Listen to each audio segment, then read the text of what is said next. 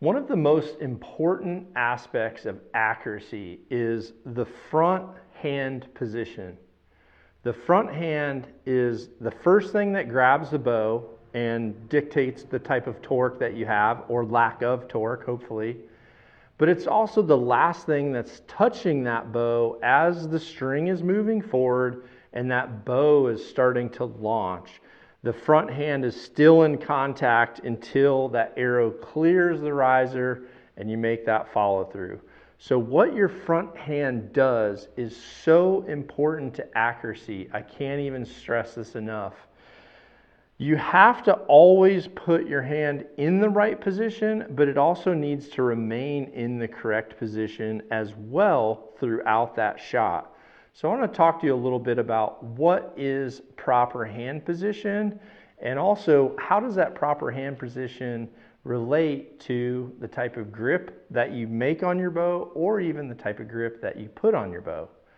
So just to go through this, when you look at your hand, you have a lifeline on your hand. So the lifeline is that seam that runs from the cradle of your hand down to your center line. So you can see I have one here. I also have one here. So I like to take some chalk and I make a little drawing like that to give you that representation of the front hand position. Now when it comes to angle, what I tell people is you want your front hand in a natural position to where you're not having to utilize muscle to manipulate this. Now there's two things to think about. You can either think about the thumb position, because obviously that thumb angle right now is immediately telling you the type of position you have.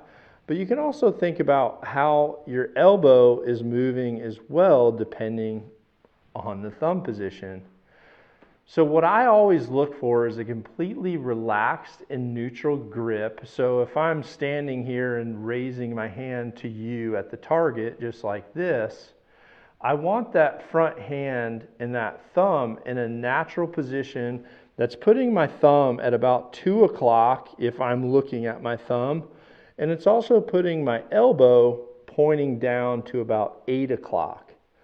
So if I change this thumb position and go 1 o'clock, 12 o'clock, well, now think of how this position now also determines the clearance that I have on my bowstring. So you can see this represents my bowstring. I've got great clearance at 2 o'clock. I go to 12 o'clock. Now I've got poor clearance. Arm contact is likely. As well, think of what my thumb would be doing. If my thumb was on a bow grip, then as soon as my thumb goes from 2 o'clock to 12 o'clock, well, now I'm immediately putting pressure on this riser and I'm having my bow want to cant or lean. So when I see people pull back and their top limb for a right-handed shooter is pointing left, a lot of times that represents them turning that thumb up too much. And what they're doing as well is they're bringing this lifeline across the grip into a poor position. Now again, the front hand is going to immediately determine torque of the front pin. It's going to immediately determine thumb pressure, and the front hand just continues to be the one thing that has to be consistent. Now, as well as thinking of the lifeline and where that grip should be, another thing that you should consider when we think about this is your actual placement of the wrist in that position. What I coach people as this wrist needs to be relaxed back, so that as it's relaxed back and this front hand is now completely relaxed, this position gives you a stable draw length that's always the same. People fight for a 1/4 inch, 1/2 inch, 3/4 of an inch in their draw length, but the reality is if you have a high wrist one time, mid wrist, then a fully low wrist, well, now you're talking 1 inch, 2 inch, 3 inch. So when I'm shooting people's bows that don't fit me, I can actually just manipulate my hand position to absorb the draw length that's incorrect for me. But what you want is a repeatable placement that's the same every time. So thinking about those factors that I just mentioned, let's talk about putting that hand in the right position. So what I tell people is I want their hand in a relaxed position. I want their thumb at that 2 o'clock when they raise to the target. I want the thumb at 2 o'clock. I don't want the thumb here. And when you think about that, look at the chalk line and how that grip fits into my hand in that position. And you can see that the chalk line is still on the outside of the riser. As soon as that chalk line disappears, well, now I've applied a cross palm torque on this riser, and I'm now again pushing on that riser, and you can see that I'm crossing the palm and I'm going to be adding torque to the system. So if you make that small mark, I want you to think about your grip sitting in the saddle. I want the wrist back so there's even pressure from the top of the grip all the way down to the heel plate, and where that heel plate should be pressing is right where your arm is connecting to your thumb, right where your thumb comes in and connects. So if the front hand is back, fingers are totally relaxed, and that bow is pushing right there on the palm, you're going to be in a completely neutral and torque-free grip position. Now, if you start to get too far out here on the thumb, obviously that's not going to feel comfortable. If you get too deep, you might feel like you have more security and more of a grip, but the reality is you want less contact, not more. So in thinking about those things, this grip that we just brought to the market for the PSE models really focuses on those key types of training aspects when we're working on grip position and where that grip position should be.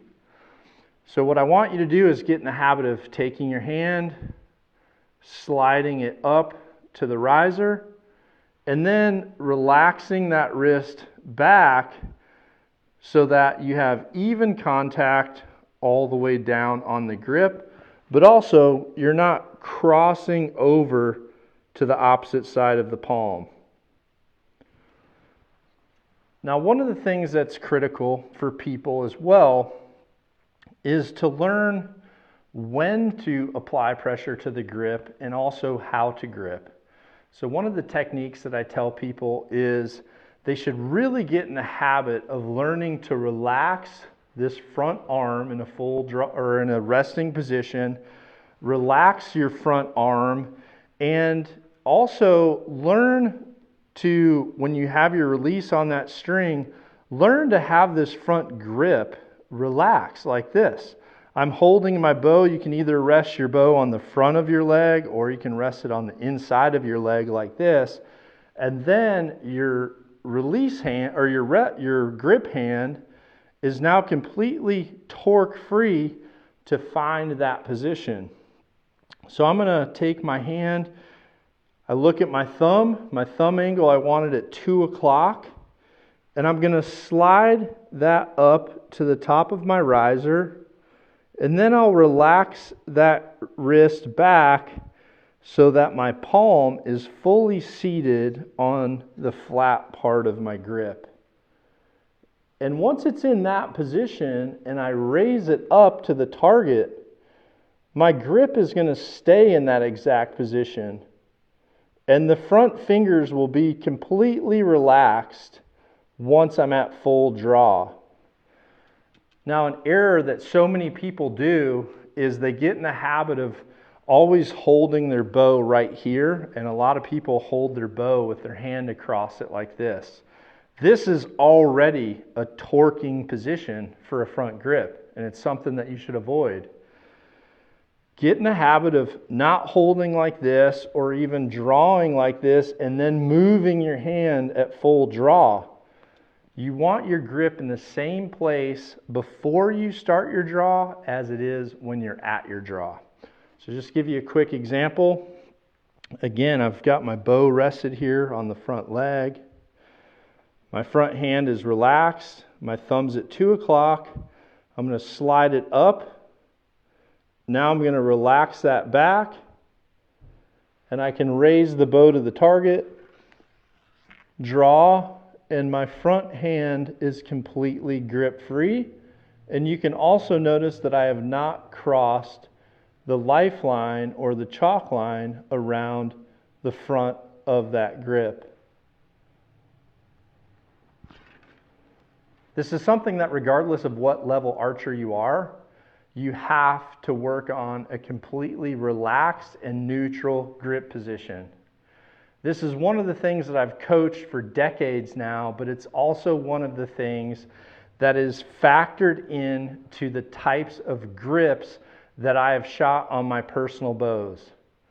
The more contact you have here, the more likely you are to make mistakes and make variances in your torque on your riser. Less is more when it comes to the front grip and front hand position on the riser. You want to have minimal contact with a consistent seating, and you want to have a completely relaxed front grip so that once you draw back to the target, you're not turning the bow, and it's seated in a comfortable position to where you can just make the perfect shot.